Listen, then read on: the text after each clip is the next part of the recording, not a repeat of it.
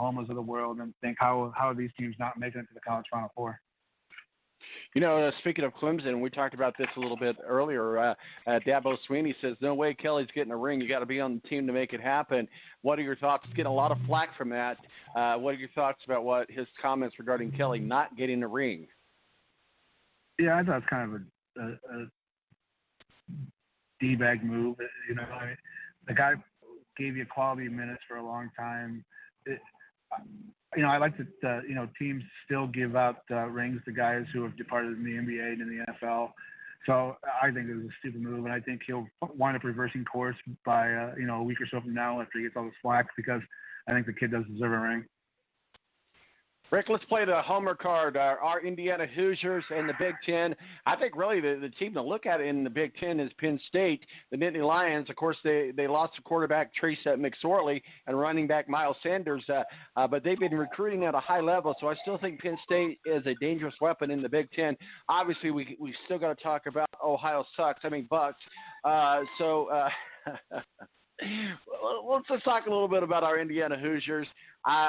We know that they are what they are, but they are the Indiana Hoosiers. And over the last few years, we've seen a significant amount of improvements, bowl appearances, and so forth. What are your thoughts? Well, I think with the question marks we have in the Big Ten this year, I don't think it's too crazy to say IU can win a couple like good games against good teams in the Big Ten and get to like 7 wins or something like that, which would be great for IU, which seems like they're about anyway every year, 5, 6, 7 wins.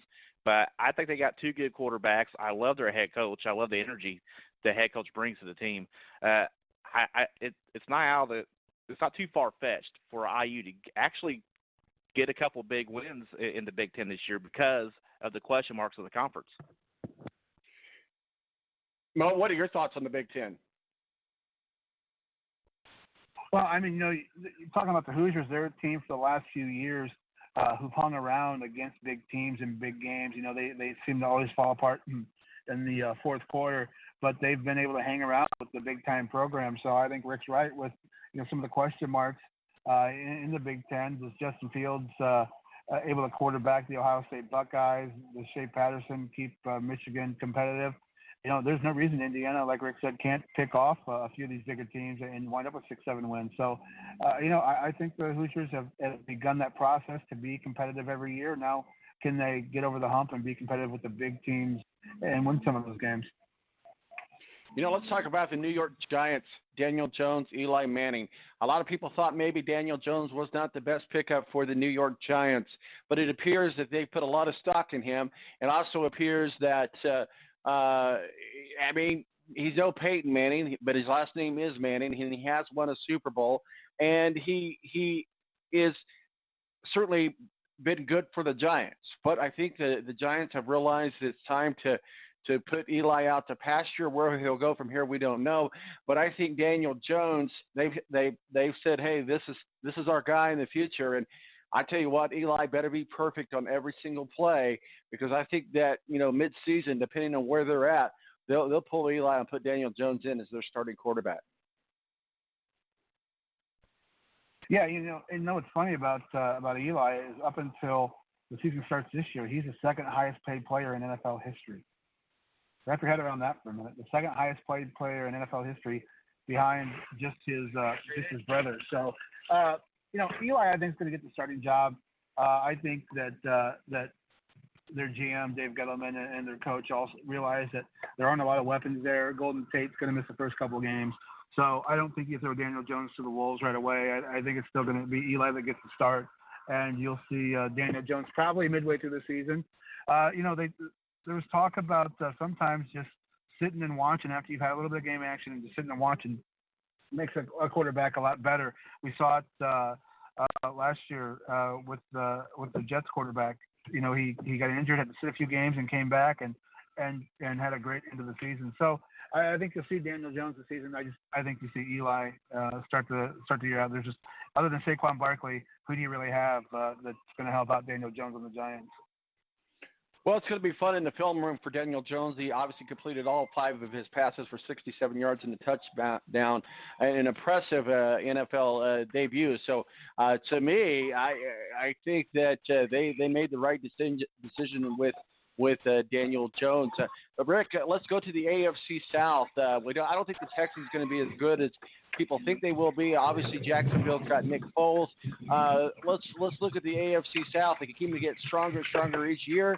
Hopefully, the Colts can hang with that. I still think that the Indianapolis Colts has the ability to win the division, even if it comes down to, let's hope, knock on wood, I'm not jinxing here, but even if it comes down to us having to use Jacoby Brissett, because we do have such a strong line. Keep in mind, the Colts are a much better team on the line now than they were a couple of years ago when they had to use Jacoby Brissett.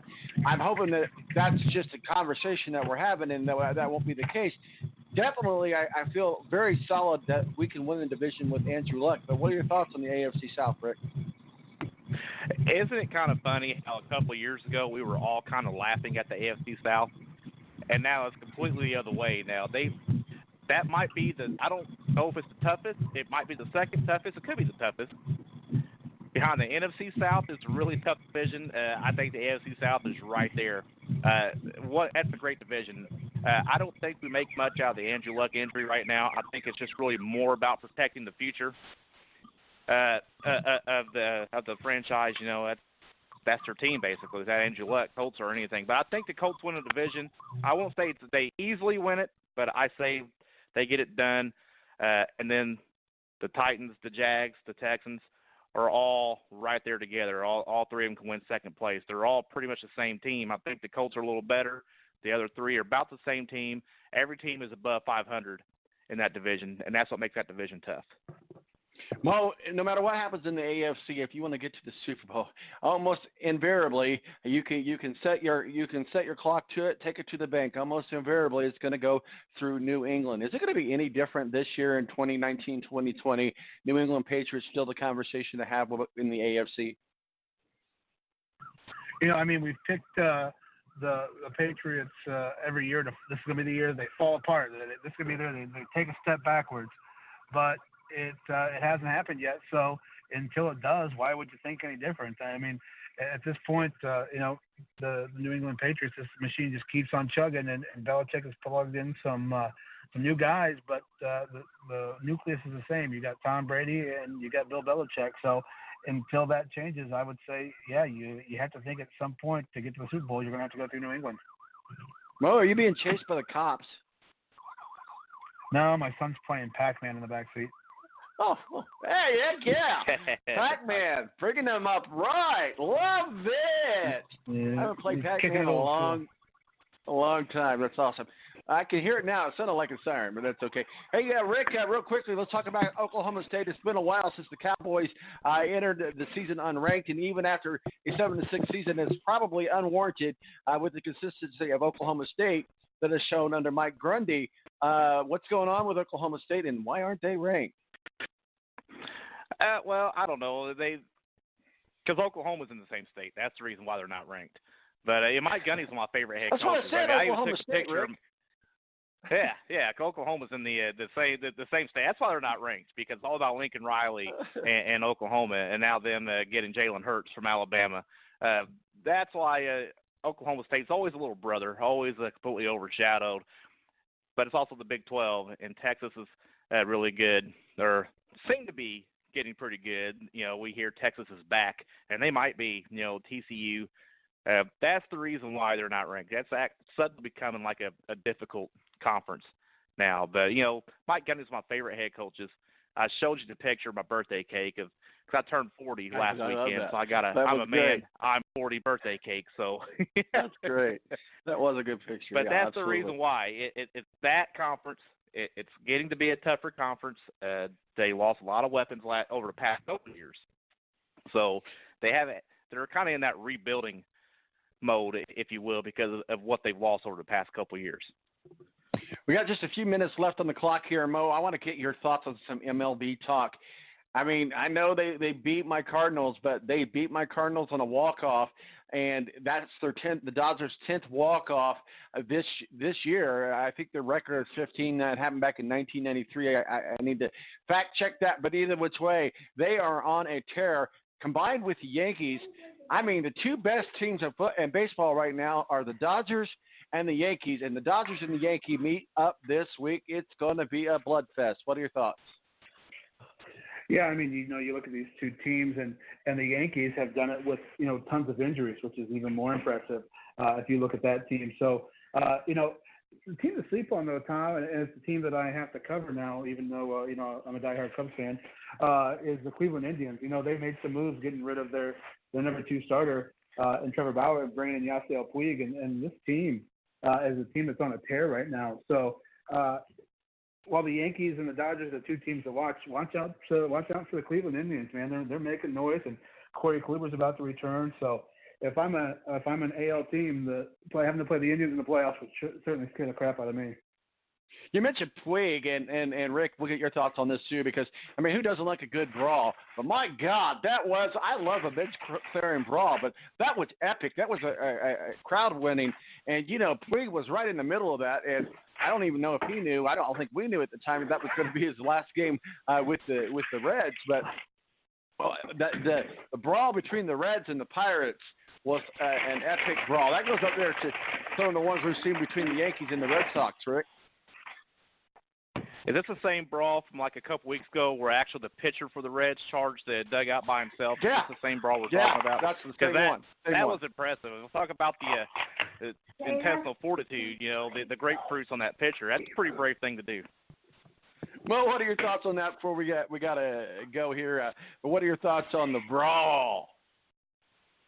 I mean, if you're going to take on a whole team, like Rick said, that guy had some testicular fortitude like no other. That was awesome. He just said screw it, and he went for them all. And you want your guys to be there to protect you, and Puig jumped right up to fight side by side. So kudos to the Reds pitcher and to the Reds. That was awesome.